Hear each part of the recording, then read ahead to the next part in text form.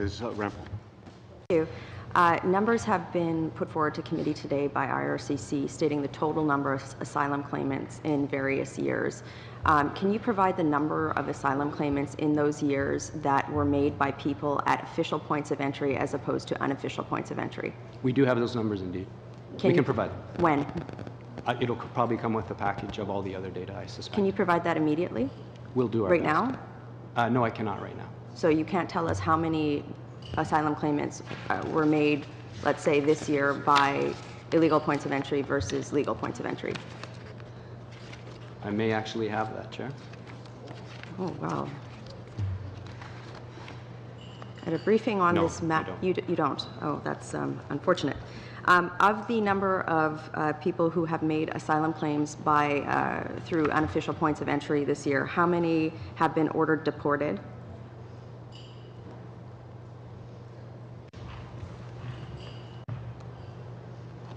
At this point, no such order has been issued because the interesting. process is not completed. Are we speaking specifically about l'école or in general? For my question was for the number of all people who have made asylum claims through an illegal point of entry or an unofficial point of entry, how many have been deported? So I'm aware of cases in British Columbia. How many? I believe it's 9, but we will provide 9. those numbers to you. Okay, thank you. Can you please provide the specific number of cases of people who have made asylum claims at an unofficial point of entry in 2017 that have been connected with criminality or suspected of criminality or have any sort of criminal flag associated with them? We will provide that, yes. Do you have that information right now? I do not have it with me in the details that you're asking, but we will provide that information to you. When will that be provided? As soon as possible. Thank you. Of the number of asylum claims that have been made in 2017, Mr. McDonald, I believe that you said that, to the response to one of my colleagues, that ebbs and flows are associated with visa regimes. In this year, how many asylum claims have been made by Mexican nationals?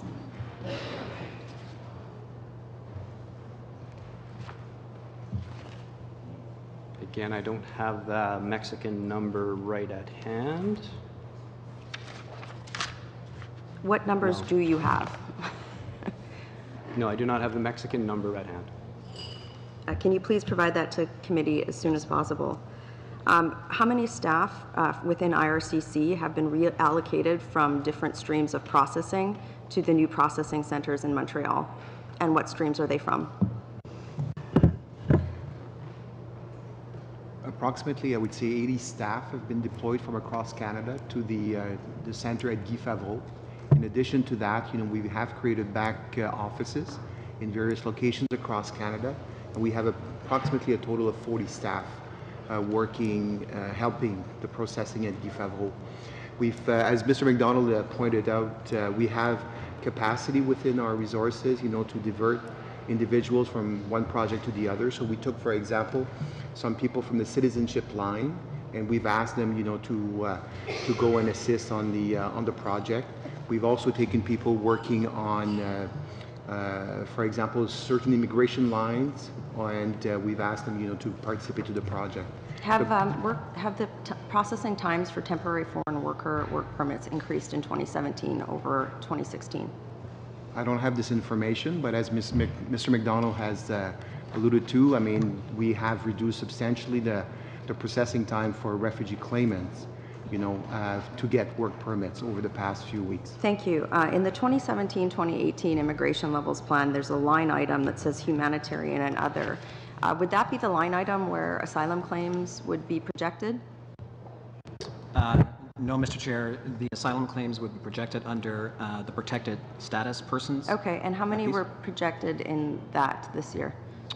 In 2017, the target is about 15,000. Okay, and that is just specifically for asylum seekers, or does that also include other streams of refugees as well? No, that's for the asylum seekers, and then we have a column called resettled refugees. Okay. Which is so this year, just to be clear, and for the record, the government projected 15,000 asylum claimants in the levels plan, and last week in New York, the immigration minister is now projecting over 40,000. Is that correct?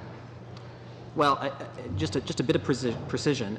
The protected persons of 15,000, that's the level anticipated of asylum claimants who would actually become protected persons in this year.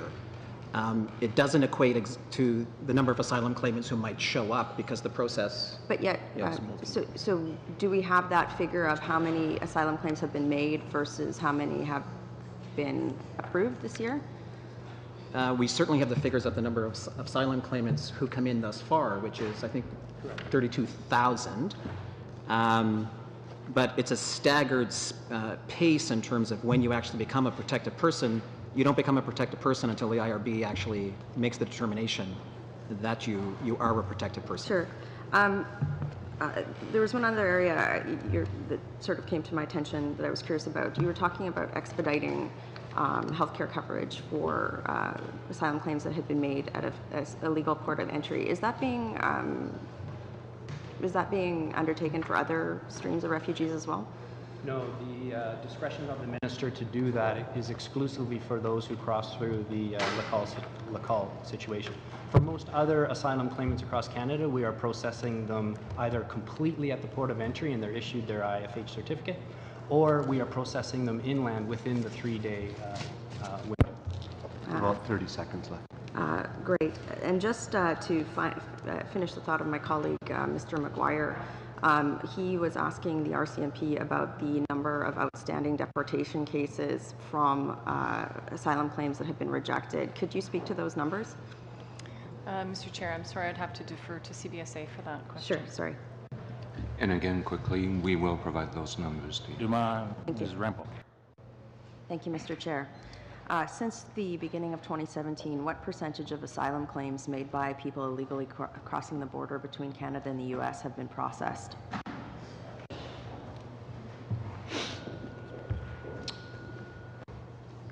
I don't actually have the exact percentage for the entire year being processed. It often is moving with the volumes that are coming through. And I am going to interrupt just because of time. Can you please table that number with committee? Can you also please table the percentage of claims that have been rejected? Thank you.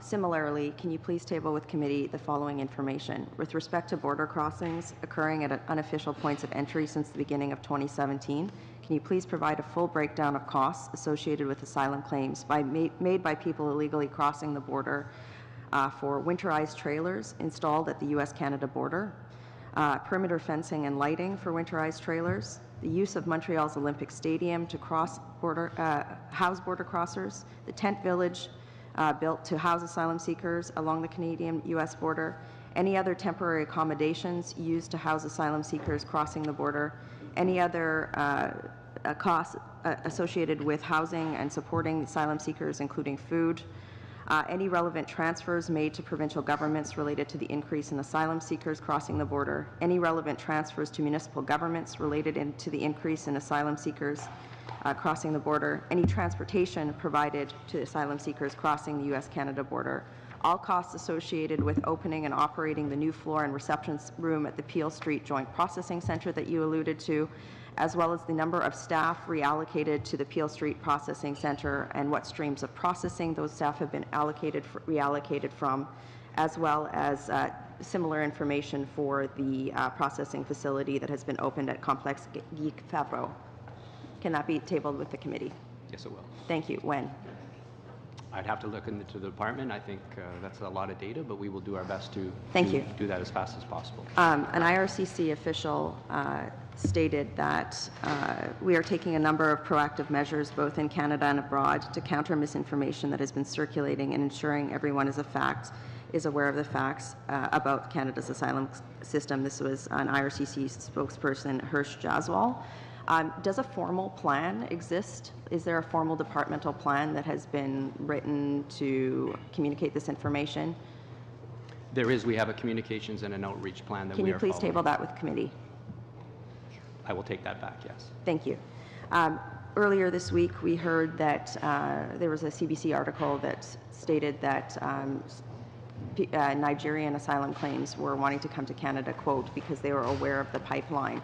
What additional measures is IRCC taking to outreach into the broader international community that the asylum claim system is not a free ticket to Canada, quote?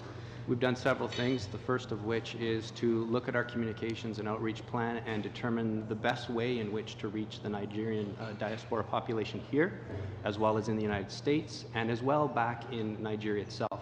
Second, we are also liaising and working with our American colleagues. We have a mission overseas, as does other allied partners. So we've also gone back to our immigration program overseas to try and look at ways and ideas that we can reach populations. Thank you.